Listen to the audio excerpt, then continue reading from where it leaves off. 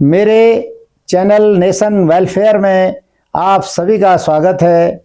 और आज मैं जो आपसे वार्ता करने जा रहा हूँ वह आरक्षण के संबंध में है।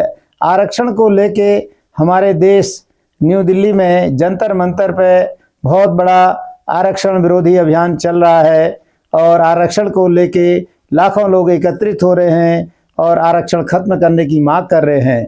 तो साथियों, आरक्षण खत्म करना तो इतना आसान काम नहीं है अभी, मुझे लगता नहीं है, क्योंकि हमारे देश की जितनी भी राजनीतिक पार्टियां हैं सब आरक्षण के नाम पे ही वोट बैंक को इकट्ठा करते हैं। इसलिए कोई भी पार्टी संसद में ऐसा कानून लाने को तैयार नहीं होगी कि हम आरक्षण को खत्म कर दें। हालांकि आरक्षण कुछ वर्षों के लिए हमारे संविधान में उस समय बनाया गया था कि कुछ समाज में ऐसे लोग हैं जो ST SC से आते हैं या और पिछड़े उससे आते हैं जिनके लिए इसकी आवश्यकता बनी थी उस समय जब संविधान बना था। लेकिन संविधान को बने हुए आज हमारा 80वां गणतंत्र दिवस भी मना लिया गया, तो 80 साल हो गए हमें आज़ाद हुए।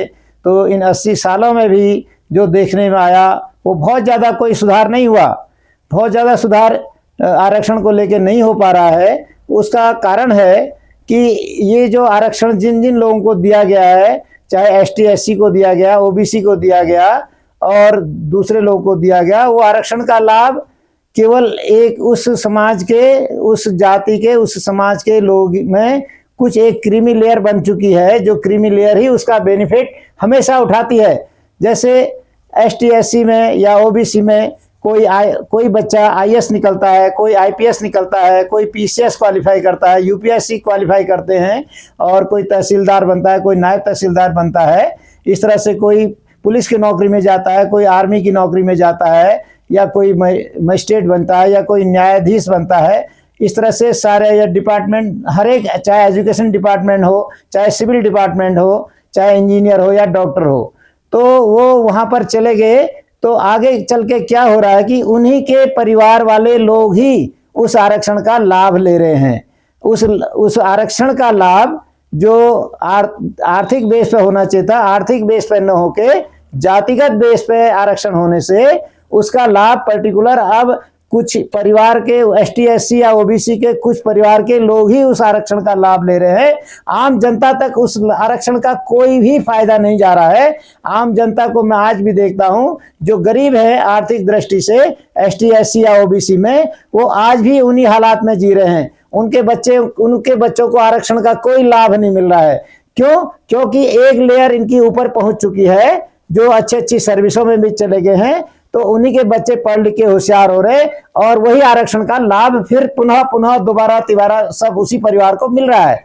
तो इसलिए मेरा सरकार से अनुरोध है, केंद्र की सरकार से अनुरोध है कि इस आरक्षण व्यवस्था पर पुनर्विचार करके एक बार फिर इसमें जो भी त्रुटियां लग रही हैं उनको दूर करते हुए आरक्षण को जातिगत या धर्म के आधार पर न करके आरक्षण का बेस केवल जो होना चाहिए वो आर्थिक बेस होना चाहिए।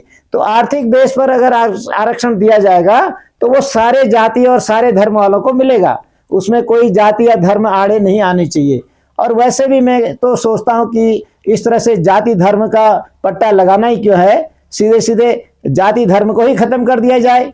तो जाति धर्म अपना रहे, लेकिन जातियों में जो बटे हैं लोग, उन जातियों को खत्म करके समरसता की भावना आनी चाहिए। अगर समरसता देश में आएगी, जातियों का पट्टा नहीं लगेगा, आर्थिक बेस पर आरक्षण होगा, तो सबको लाभ होगा, चाहे वो सवर्ण हो, चाहे OBC हो, ST SC हो, क्योंकि गरीब तो हर जाति में मिल जाएगा आपको, ब्राह्मण कुल में भी और क्षत्रिय कुल में भी, वैश्य कुल में भी और शूद्र कुल में, जो भी हमारे वर्ण बने हुए हैं, चारों वर्णों में हमारे को गरीब से गरीब परिवार भी होते हैं। तो उनको भी आर्थिक बेस अगर आरक्षण का होता है तो आर्थिक बेस पर उन परिवारों को भी लाभ मिलेगा।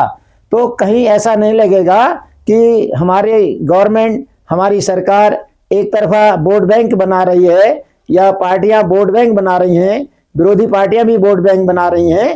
तो ये मौका किसी को न दिया जाए कि आरक्षण के बेस पे वोट बैंक बनाया जाए।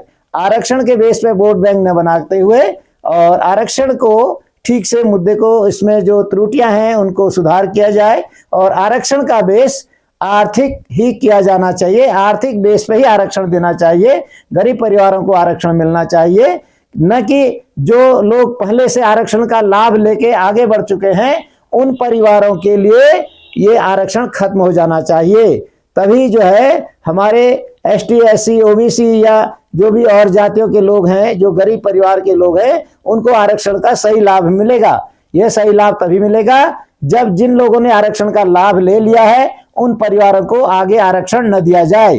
तो इस तरह से देश की व्यवस्था को देखते हुए, देश की सब जातियों को ध्यान में रखते हुए आरक्षण का जो बेस होना चाहिए वो आर्थिक बेस होना चाहिए। आर्थिक बेस पर अगर आरक्षण होगा तो कहीं कोई भी डिस्प्यूट नहीं रहेगा, कोई भी मनमुटाव नहीं रहेगा। तो मेरा सरकार से अनुरोध है, केंद्र सरकार से, कि इसकी एक बार पुनः जांच की जाए और सही से इसमें जो संशोधन हो सकते हैं उन संशोधनों को करके फिर से देश में एकता की बात को सजोया जाए और समरसता का विषय सामने लाया जाए, जातियों को कम से कम किया जाए, जाति भेदों को खत्म किया जाए और समरसता लाके सब एकजुट होके रहे। यह मेरा सारे राष्ट्र के लोगों से भी निवेदन है और सरकार से भी निवेदन है। मैं आशा करता हूं कि सरकार और सारे जो लोग हमारे हिंदुस्तान के हैं वो सब मिलजुल कर इसको शांति प्रिय ढंग से सुलझाने की व्यवस्था करें और किसी भी तरह से देश के टुकड़े टुकड़े या देशद्रोही का कोई भी व्यक्ति कोई काम ना करे, क्योंकि देश हमारा सबसे प्रिय है। देश है तो हम हैं, देश नहीं है तो हम कुछ भी नहीं है। तो इसलिए हमें अपने राष्ट्र के स्वाभिमान को देखते हुए, राष्ट्र की एकता को देखते हुए सारे कामों को सुचारू रूप से और अपनी मांगों को सरकार के सामने रखते हुए और उसमें सरकार को सही फैसला करके और उचित व्यवस्था करे। तो इसी के साथ मेरे चैनल नेशन वेलफेयर को लाइक करके सब्सक्राइब करें। धन्यवाद। नमस्ते।